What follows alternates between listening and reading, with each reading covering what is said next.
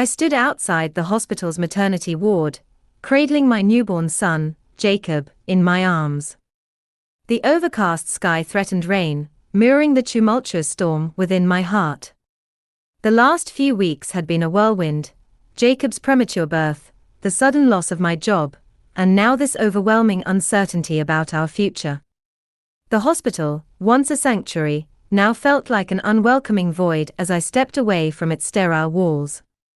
Homeless and alone, I gazed down at Jacob's peaceful face, his tiny features oblivious to the chaos surrounding us. "What's our next move, little one?" I whispered, my voice barely audible over the distant sounds of city life. "Where do we go from here?" Guilt washed over me like a tidal wave. I felt like I had failed him before his life had even truly begun. "I'm so sorry," I choked out, fighting back tears. "I promise I'll find a way to keep you safe." As I sank onto a worn wooden bench near the hospital entrance, the weight of exhaustion settled into my bones. People passed by, their faces a blur of indifference. It seemed as though the world was moving on without us, unaware of our silent plea for help. I pulled Jacob closer, his warmth offering a small comfort against the chill in the air. Just then, a sleek black car pulled up to the curb. Out stepped an elegant woman, her poised demeanor contrasting sharply with my disheveled state. She appeared to be in her late 40s, with silver streaks adding a distinguished touch to her dark hair. Her eyes met mine with a mixture of concern and curiosity. After a moment's hesitation, she approached. "Excuse me," she began softly, her voice carrying a soothing undertone. "I couldn't help but notice you sitting here. Are you and your baby all right?" I looked up, startled by her directness. Part of me wanted to dismiss her and retreat into solitude, but another part recognized the genuine kindness in her eyes. "We're managing," I replied cautiously. "Just figuring out our next steps." She nodded thoughtfully, glancing at Jacob. "He's beautiful," she remarked. "May I sit?" She gestured to the space beside me. I hesitated but then nodded. "Sure." She settled gracefully onto the bench. "My name is Nancy," she offered, extending a well-manicured hand. "I'm Megan," I replied, shaking her hand tentatively. There was a brief silence before she spoke again. "I don't mean to pry, but you seem like you could use some help." A lump formed in my throat. "It's been a rough time," I admitted. We don't have anywhere to go right now." Nancy's eyes softened. "I thought as much. Listen, I have a large home with more than enough space. If you'd be willing, I'd like to offer you a place to stay until you're back on your feet." Her offer hung in the air between us. It sounded too good to be true. "Why would you do that for a stranger?" I asked, skepticism creeping into my voice. She sighed gently. "Because sometimes we all need a helping hand. And because years ago, someone did the same for me when I was in a difficult situation." I studied her face, searching for any sign of deceit, but found none. "I don't know," I murmured. "It's a generous offer, but I don't want to be a burden." "You wouldn't be," she assured me. "And I won't take no for an answer. Please, let me help you." I looked down at Jacob, his tiny fingers curling around mine. The thought of providing him with a safe place, even temporarily, was too compelling to ignore. "All right," I whispered. "Thank you." A warm smile spread across Nancy's face. "Wonderful. Let's get you both settled, then." She helped me to my feet, and we walked toward her car. As we drove away from the hospital, I couldn't help but feel a mixture of relief and apprehension. The cityscape blurred past the window, and I wondered what awaited us at Nancy's home. When we arrived, I was taken aback by the grandeur of the mansion that loomed before us. Tall gates opened to reveal a sprawling estate adorned with manicured gardens and a fountain that sparkled under the muted sunlight. It was a world away from the small apartment I had lost. "This is your home?" I asked incredulously. Nancy chuckled softly. "Yes, it can be a bit overwhelming at first. But I hope you'll come to feel comfortable here." She led me inside, the foyer opening up to reveal high ceilings, ornate chandeliers, and artwork that looked like it belonged in a museum. The scent of fresh flowers filled the air, adding a touch of warmth to the otherwise pristine surroundings. "I'll show you to your room," Nancy said, guiding me up a grand staircase. "I've had it prepared for you and Jacob." We entered a spacious room decorated in soft hues of blue and cream. A crib stood near a large window overlooking the garden, and a cozy bed awaited me. Fresh flowers adorned the nightstand, and a small dresser held neatly folded baby clothes. I felt tears welling up.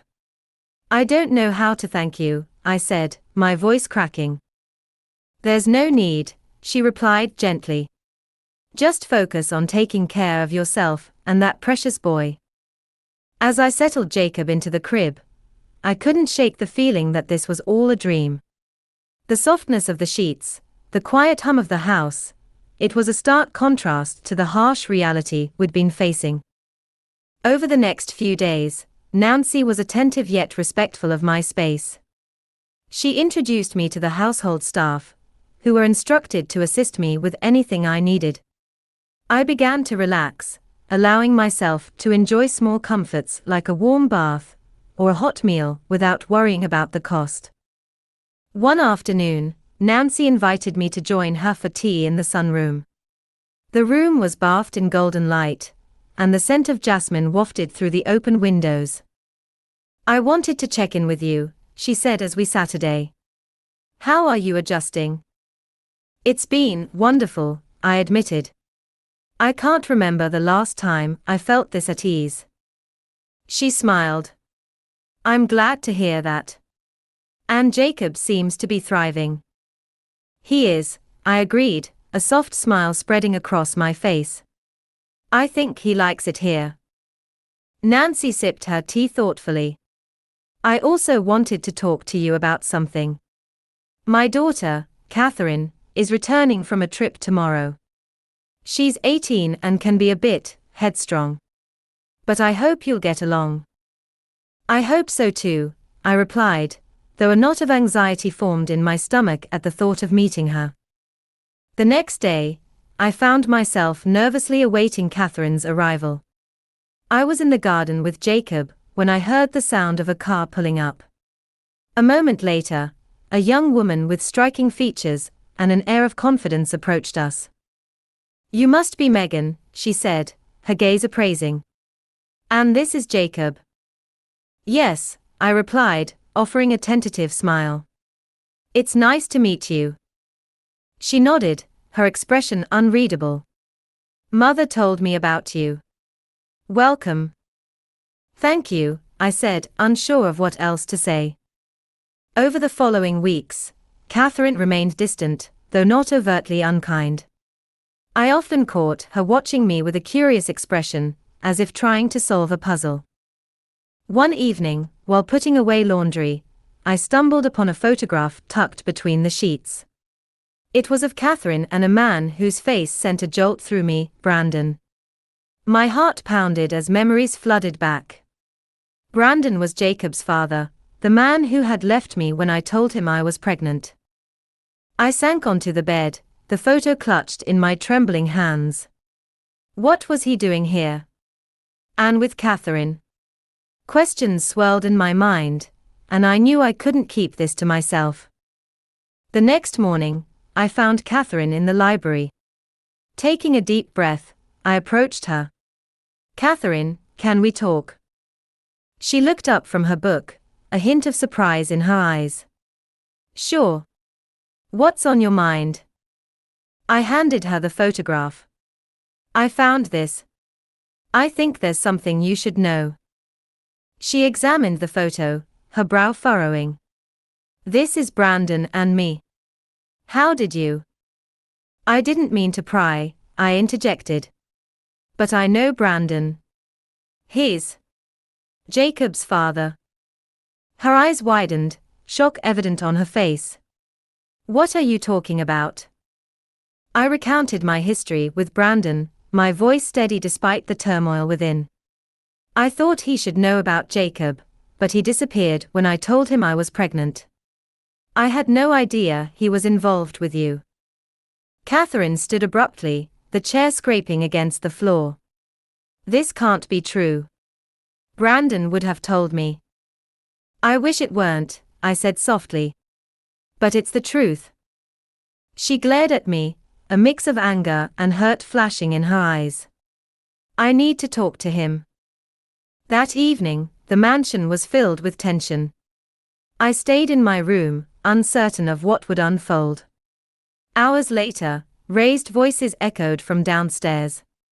Curiosity and concern propelled me to the top of the staircase, where I could hear Catherine confronting Brandon. Why didn't you tell me? She demanded, her voice shaking. Brandon's tone was defensive. I didn't think it mattered. It was a brief fling. She's nothing to me. I felt a sting at his words, but remained silent. Nothing. Catherine echoed bitterly. She has your child. Look, it was before us, he argued. I didn't even know she kept the baby. That's no excuse, she retorted. You lied to me.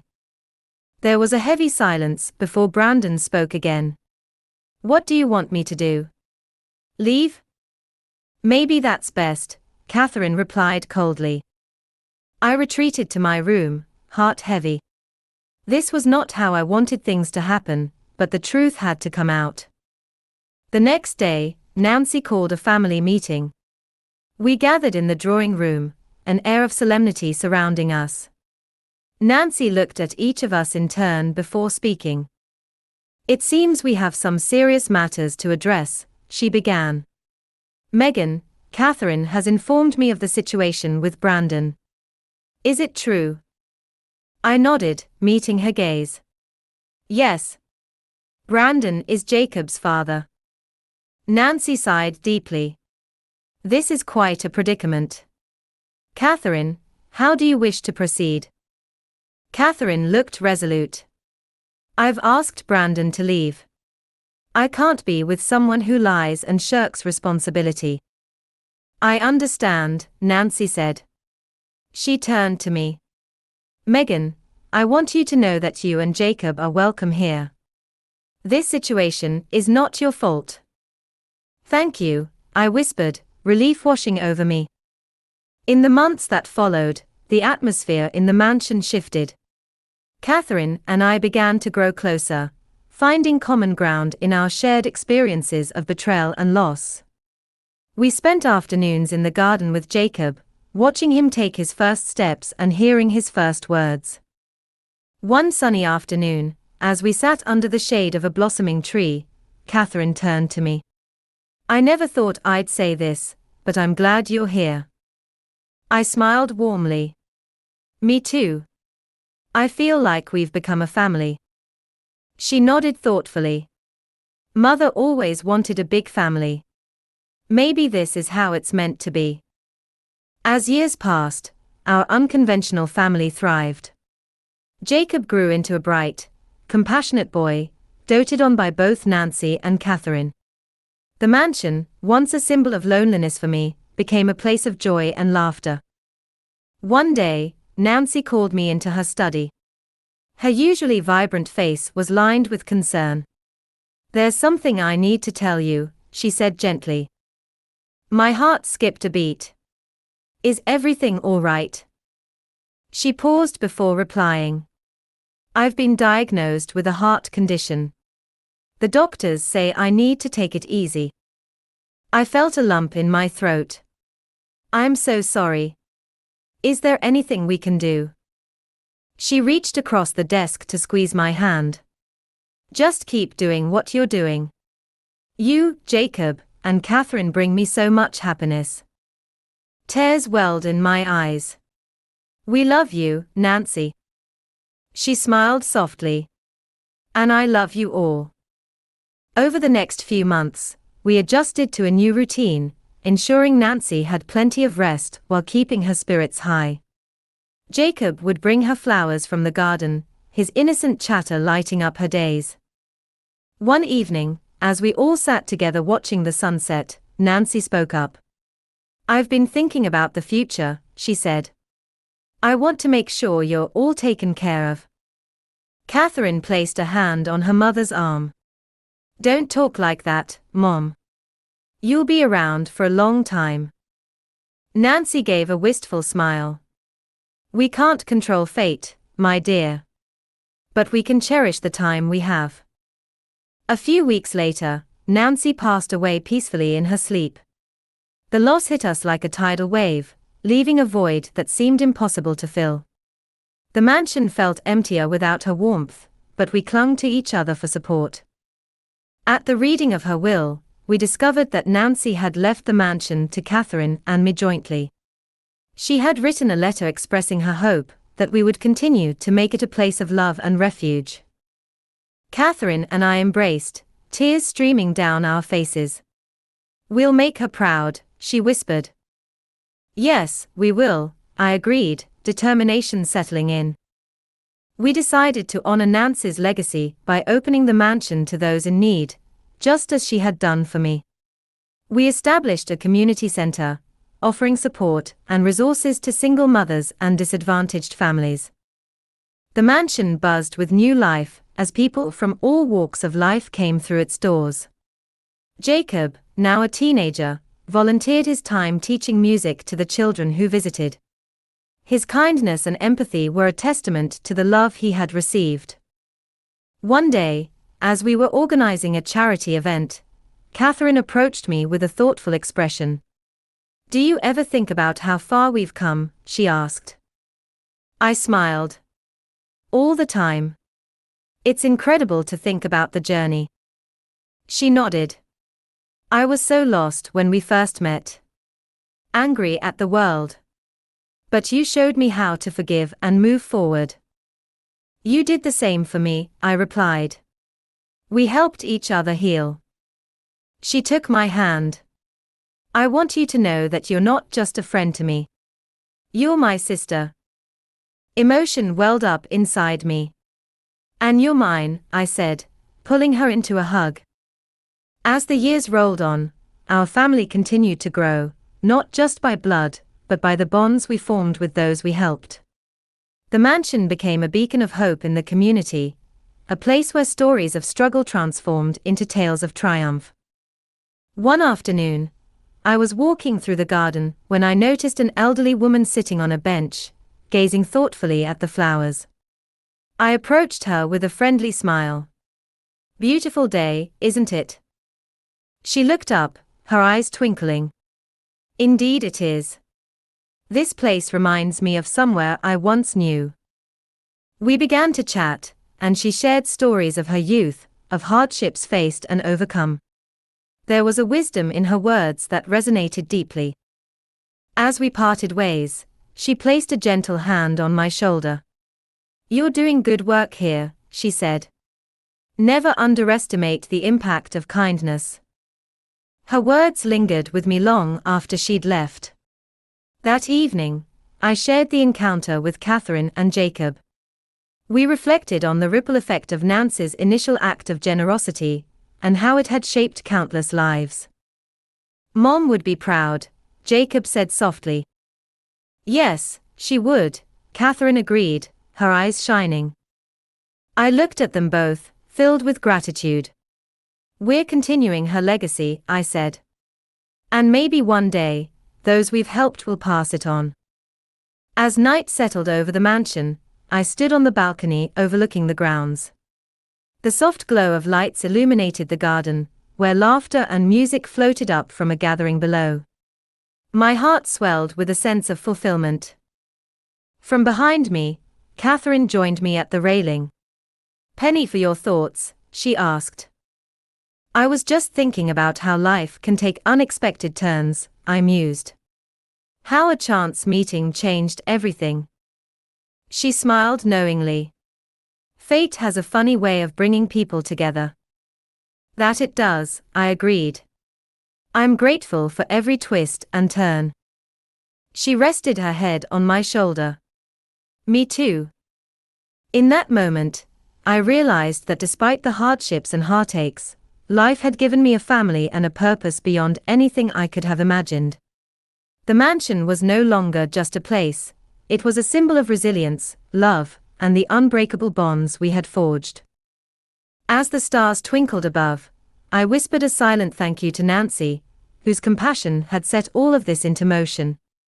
Her spirit lived on in every smile, every act of kindness, and every life touched by the haven we had created. And so, our story continued, one of hope, unexpected blessings, and the enduring power of love to heal and transform. We faced challenges together, celebrated victories, and remained steadfast in our commitment to make the world a little brighter for those who needed it most. In the end, I learned that family isn't just about blood relations. It's about the people who stand by you, believe in you, and help you become the best version of yourself. And for that, I would be eternally grateful.